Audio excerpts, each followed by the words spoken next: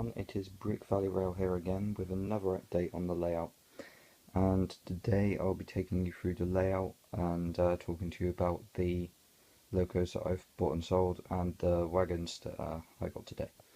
So first up is the layout, and as you can see it's a lot messier than it was, and this is because we're trying to sort stuff out and just generally plan and think about the layout before we actually get on with doing it again. And one thing we were thinking about was making this plank down here, putting it lengthways across there, making kind of like a diesel shed area, which will come off of a point down there, which will be electric operated probably. And but yeah, that's all still in the planning stages.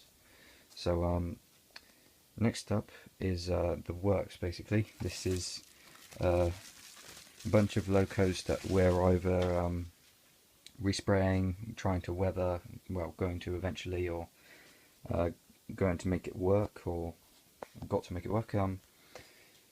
So I'm just going to quickly take you through those, and these ones here, first off, this one, and these were all received to me by my granddad, who didn't want those locomotives anymore, so he took those off of his hands.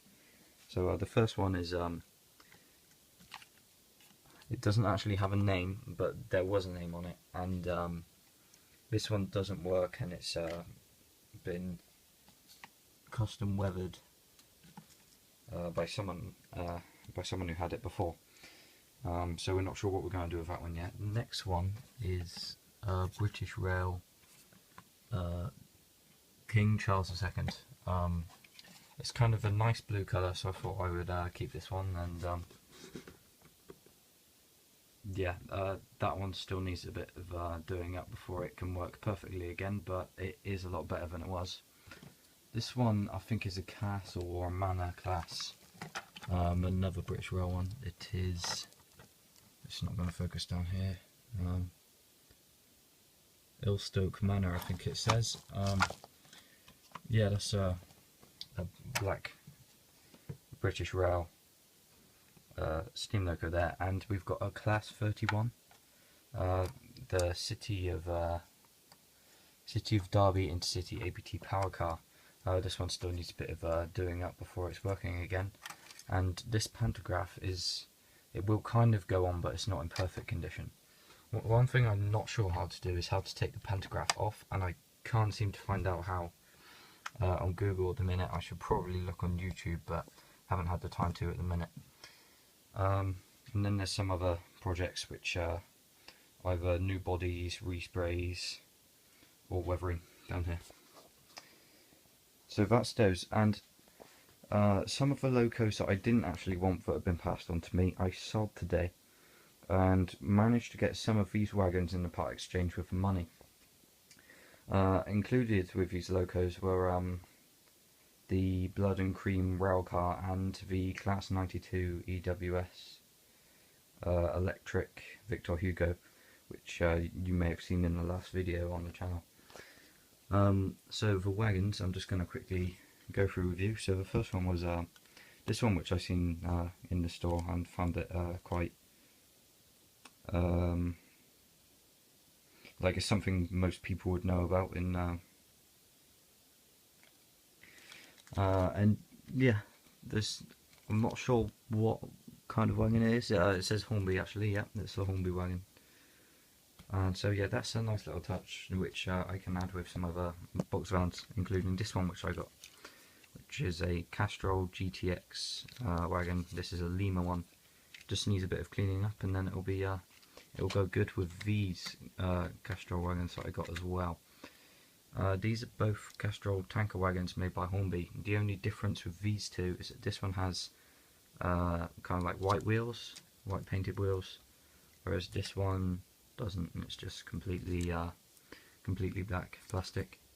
But yeah, I like these wagons, Wakefield, Castrol, Motor Oil tankers, and yeah, so those will go well with that Castrol GTX box van there. Another one I got was the Independent Milk Supply 6-wheel tanker. I'm not quite short this one is. Yep, another Hornby one, as were the Castrol ones. Yep, got new couplings on those ones as well from the shop I bought them from. And if you're not sure which shop that is, it is Box Tunnel Railways. You can look them up if you want, because they have a lot of online stuff which you can buy. The other one is a mainline wagon, actually. Yeah, mainline. I think it's Crossfield Chemicals, and then it says Pyramid brand here. It's not focusing very well at the minute because of light, but that is a nice little wagon that will go with the others. This one is a Bachmann one. This is quite a nice one, but it did have damage to it. The buffers are missing here and they're broken, and this coupling's not doing so well. I actually had to make do with 2 broken couplings and mix them up to make one which worked properly. It's still not perfect, but it'll do, and this one will trail at the back, and it has the buffers on this end, so it'll look fine when it's running. And I'm going to finish off by showing a video of these wagons and the other fuel wagon we have here running on the layout. So I'm going to go decide which loco I want to pull them, and then I'll put them up for you. I'll put them on the inside track. So see you in a second. Hello again, and we are back with a Lima Class 52 Western D1016 called Western Gladiator, and it will be taking around the wagons that I got today and some ones that I already had. There's 4 box vans. There are 5 of the 4-wheel tankers, the small ones, and there's 1 6-wheel tanker for the milk one. So yeah, let's get the train running.